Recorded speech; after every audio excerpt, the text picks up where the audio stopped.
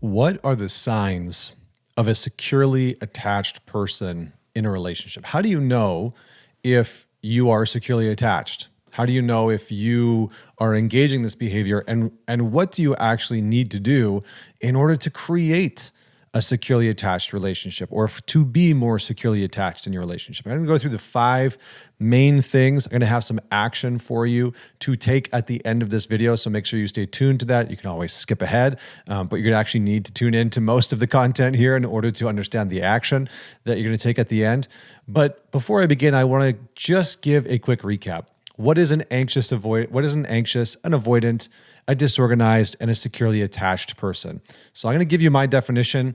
I have tried to distill these down into the most simple definitions possible for you to hold. So you might want to write these down or just try and remember them if you have a good memory. So here we go. An anxious person. An anxious person's experience internally is as follows. I am not okay unless you're okay. I'm not okay unless you're okay. So I need to know, are you all right? Are you angry? Are you angry with me? Is it safe to engage with you? Another way of saying this is my nervous system depends on you. My nervous system is not okay. My body, my sense of safety, my sense of independence, my individuality is dependent on you being all right. And if you're all right, then I have a chance to be all right. This is why anxious people will over-text, over-communicate, constantly check in, those types of things. An avoidant person is the inverse of this. So an avoidant person sounds something like, I'm only okay when I do it myself. Or I can't rely on others to be okay. Only I can do that. Or I don't need you to be okay. And so that is a version of my nervous system rejects you. My nervous system doesn't need you. So there's a rejection of co-regulation. There's a rejection of real, deep, lasting, and prolonged connection. This is why a lot of truly avoidant people will sometimes even get with a secure person, and that secure person will find themselves getting a bit anxious, right? Like you keep pulling away, or we start to get into a deep relationship or deep intimacy, or we have great sex and all of a sudden you pull away, or, things will be going well for a couple of days and then all of a sudden you pick a fight and you disappear for 72 hours, right? That is an avoidant behavior. My nervous system rejects you, and it can only withstand so much connection before I need space, because I have learned to provide safety, security, individuality, independence in a very siloed way. The last one is disorganized attachment. There's different forms of disorganized, but I've just distilled this down to I need you to be okay in order for me to be okay. Then I don't. And then I'm afraid I can never be okay on my own. So it's a bit of a combination of the other two. It sort of oscillates back and forth between the anxious. Sometimes I need to know that you're okay in order for me to feel safe. Sometimes I'm going to reject you and don't care about what you need or don't need, or the boundaries that you're setting. I don't care about those things in order for me to be all right. It's a bit of both of them. And that's because as a disorganized, my nervous system is on high alert, right? Your nervous system is on high alert as a disorganized, and you struggle both to self-regulate and to trust that another person can help you co-regulate. So, what's a secure? A secure person sounds something like this. I can regulate myself.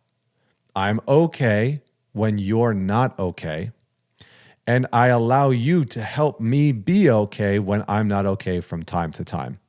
So notice the secure does 3 things. I can regulate myself. I'm okay to help myself be okay. When things are stressful, when life is taxing, I know what to do in order to turn down the alarm system in my body. I know what to do to support myself without going off the rails and needing to drink or smoke weed or watch porn. I have good mechanisms to regulate myself and be all right in solitude, in crisis, in conflict, those types of things. So I can regulate myself. I'm okay on my own. I'm also okay when you're not okay. This is a big thing that anxious attached people struggle with. As soon as their partner is upset, they're not all right. They get sucked in immediately. So I'm okay with myself. I'm okay when you're not okay. And when I'm not okay, I'm also okay with you supporting me in finding my way back to an okay place, right? So when I'm stressed out, when I'm pissed off at my whatever, at my boss, or when I've had a really stressful day because of some client situation in my business, I can have a conversation with you and you can be in a good place and help me get back to a good place. I also trust you to do that. So those are the three signals of a secure person. I'm all right with me. I'm okay when you're not all right, right? When you're upset, I don't need to personalize it. When you're sad, when you're angry, even if you might be angry with me, I don't need to take that on in such a big way that I need to storm out of the room and close down and stonewall and shut down or become passive aggressive or judgmental.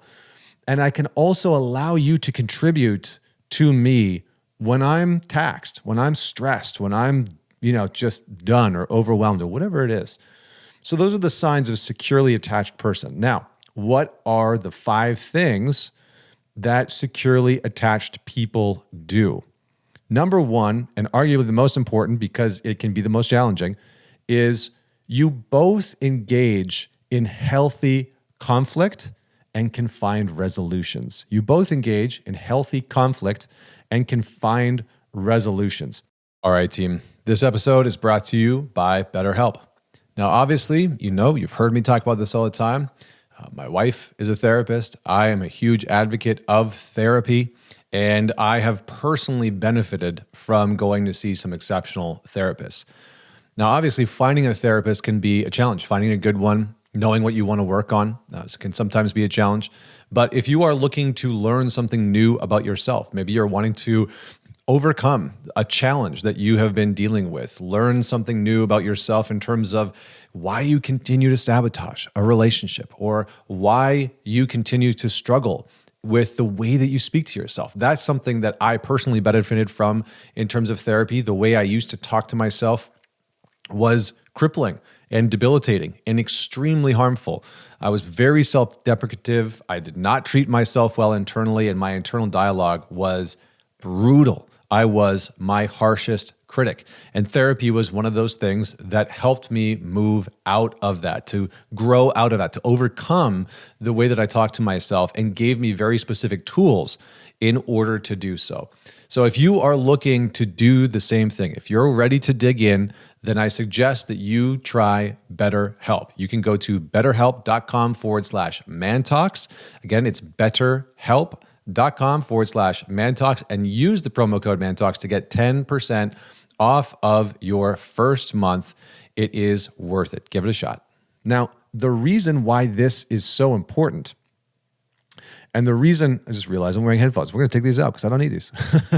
The reason why this is so important to engage in healthy conflict and to find resolutions is that this is the number one sign of a healthy relationship. In my opinion, one of the number one signs is that the two of you can navigate through conflict. It's one of the hardest things because it puts you into direct contact with your nervous system. How do you as an individual operate and engage when you're stressed, when you're overwhelmed, when you feel personally attacked, when you feel like the other person is disappointed with you, when you maybe feel a little bit embarrassed or you're angry, right? And you start to get frustrated.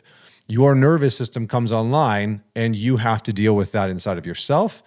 And so really healthy couples will resolve conflict within 24 to 72 hours. Now, obviously, most relationships have some things that don't have resolution in the immediacy because they're more foundational and they take longer periods of time to sort through and sort of chew on and deal with. But when that reoccurring conflict comes up, the two of you are able to find your way back to one another within 24 to 72 hours. Ideally 24 to 48 hours. Most avoidants, most anxious people, this cycle will play out for days or weeks at a time, right? Where a conflict will happen and one person stonewalls for 5 or 6 days or a week until that conflict is just sort of gone or avoided. This is pretty key because conflict in many ways, conflict's got a bad rap in our culture, but conflict is how you as an individual and you as a couple sort through the relational issues, discrepancies, differences within maybe values or how you communicate or differences in desires. And so this is an integral part of any relationship. A really great relationship is not conflict-free. I think that is a garbage narrative that is spewed out online and that is really detrimental to a lot of people individually and relationally. What we want is the ability and the capacity to have healthy conflict. And the majority of you that are watching this video have likely not seen good examples of that in your life. It's probably one of the main reasons why you're watching this video in the first place, because you grew up in an environment where conflict was hostile, it was avoided, one person engaged with it and the other person shut down or got walked all over. And that's what you viewed. So you've repeated that pattern, or you have gone in the complete opposite direction, right? There was no conflict in my household, and now in my adult relationships, I create a lot of conflict for some reason. So engaging in healthy conflict is the number one thing. Number two, the second thing that securely attached people do is they operate from the place of, it is safe for me to trust you, and it is safe for me to trust me. I can trust myself. I trust myself. I trust myself not to text bomb the crap out of you. I trust myself not to blow up and become so volatile in a conflict or an argument that I damage the trust in the relationship. I trust myself to make good decisions that honor the sanctity of our relationship. And I trust you to do all of those same things, right? It's okay for me to tell you the truth. It's okay for me to be honest, to express my desires, to express my wants and needs, even when they're hard, even when I'm not sure that you will approve of them or fully accept them. But I trust that it's okay for me to voice those things. I can take what you've said and communicate it to me at face value. I don't have to relentlessly question it. I don't have to constantly be on high alert that you might be withholding something from me. That's a securely attached person and dynamic. I trust that I trust that it's safe to trust you, and I know that it's safe to trust me. Again, not 100% of the time. Obviously, there are some situations where people miscommunicating something and it erodes the trust a little bit, or they make a bad decision, or there is a period of time where the relationship is sorting out for the first couple years what the real rules of engagement are, what allows the relationship to function in a very healthy way. So those things will be tested over time. But as a general rule, secure people trust the other person and trust themselves in order to communicate what's necessary. The third thing that securely attached people do is I can regulate myself, so I can calm myself, I can ground myself, I have tools and resources to navigate through my own emotional intensity when I get angry, when I get disappointed, when I'm upset with you as my partner.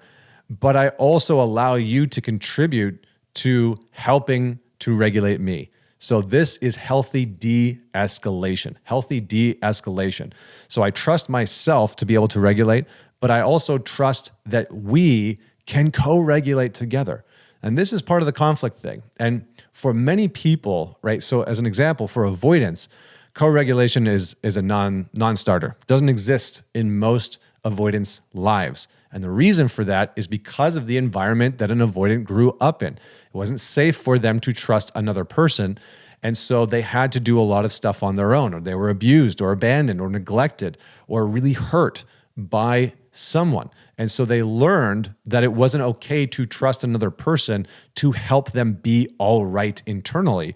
And they had to over-index self-reliance. I can't trust anybody else to help guide me through this. And so I literally have to do all this on my own. And this is why, generally speaking, more men are avoidant than women. Now, that's not an absolute. There are many avoidant women that I've worked with. And there's many avoidant women that I've seen in the comment section of my YouTube videos and my Instagram content. But generally speaking, more men will be avoidant and more women will be anxious. Just as a general rule, it's not an absolute. But this is very important because each person in the relationship needs to know how to de-escalate their systems without checking out, without attacking the other person, without damaging or diminishing the relationship, without villainizing the other person as the entirety of the problem, without stonewalling and emotionally shutting down entirely and disconnecting from the other person emotionally. So you have to develop the tools and the skill set to be able to say, all right, that conversation was hard. That sucked. I didn't enjoy that. I disagreed with what you said, or things got heated. I took things personally. And to be able to have some self-accountability of the part that you played in the disconnection. And that requires an internal de-escalation emotionally to be able to sift through your own anger, to be able to self-reflect and see your own contribution to the conflict or the problem. But not even just relationally, that you have the tools and the ability to regulate yourself when things outside of the relationship are causing you stress and duress, right? When finances are rough, when your parents are being a pain in your neck, when when people at work are acting like complete clowns and it's stressing the crap out of you because you can't get your deadline met because you work with somebody that is perceivably incompetent, right? Those types of things you have to be able to trust yourself to be able to regulate, to de-escalate. And then when you are maybe overwhelmed or taxed, that you can trust the other person to support you through that process, that you will open up, you'll talk to them, you'll talk about some of the things that are challenging in your life right now. You trust them to maybe have some, good insight or feedback, or that they just listen to you, right? And sometimes that means you communicating, hey, here's what I really need. When I'm dysregulated, and that might be too clinical of a word to use in your relationship, but you might want to say, when I'm overwhelmed, when I'm really stressed out, when I'm really on edge, here's specifically what I could use from you. What doesn't help is telling me everything that I should do. Don't try and solve my problem in the moment. What I really could use from you is X, Y, and Z. I would just love for you to listen to me, ask a couple questions, hear me out, and sometimes tell me that that's shitty. Sometimes tell me that that's pretty hard, but that you have faith and trust that I will be able to figure it out. Like those, whatever it is for you. I don't know what it is for you. Maybe some of that resonated, maybe some of that didn't. The fourth thing that securely attached people do is that they have a healthy balance of independence and togetherness. A healthy balance of independence and togetherness. Because at the core of the avoidant and anxious dance is anxious people will over-rely on togetherness. Remember, I need you to be okay in order for me to be okay. That's dependence. I need you in order for me to be okay. And independence is the avoidant. I don't need you. I don't need you in my life. I don't need you to be in order for me to be okay. I don't need you in order for me to be happy. I don't need you at all. And that over-indexing on independence doesn't allow for relationship to fully blossom. Doesn't allow for trust, safety, security, deep intimacy, revealing, all of those things to really flourish in the relationship. So there's a healthy balance of I enjoy my own independence, going off with my friends, enjoying time with my buddies, whatever it is for you, right? Watching the football game, going racing, shooting guns, whatever your hobby is, going and doing photography, doing yoga. I enjoy solo time, solitude time with my own friends. I have my own life outside of you in this relationship. But then I also contribute and actively curate the togetherness of our relationship. So I invest time and effort and energy into making sure that you and I spend time together. And both people do that, right? So in an ideal relationship, both people are secure and they are both contributing to the togetherness in the relationship. Finding hobbies, having shared interests, creating shared experiences and memories. I remember this great quote where somebody said, your job as a parent is to make memories for your children. And I think that in some ways that is true for us as partners in a relationship, that part of our job is to help curate these moments of connection and intimacy and love and experiences that you want to have with your person. I think about my relationship with my wife, and that's something that I'm always aiming for and that she's always aiming for with me, is that we are looking for opportunities to create experiences for one another, and that builds this togetherness. But we are also very independent people outside of that with a very robust life outside of our relationship. So finding that balance, because with the avoidant, there'll be a lack of togetherness. With the anxious, there will be an over-reliance on togetherness. And with the disorganized, it'll be a back and forth, right? It'll be like, I don't need you. I need you 100% right now. And it'll kind of oscillate and it'll be confusing for the other person. So working on that balance of independent time, my own life, and togetherness. And the last thing, very, very simple. I tried to break this one down to be very simple because I wanted it to be kind of tactical. I create, maintain, and repair connection.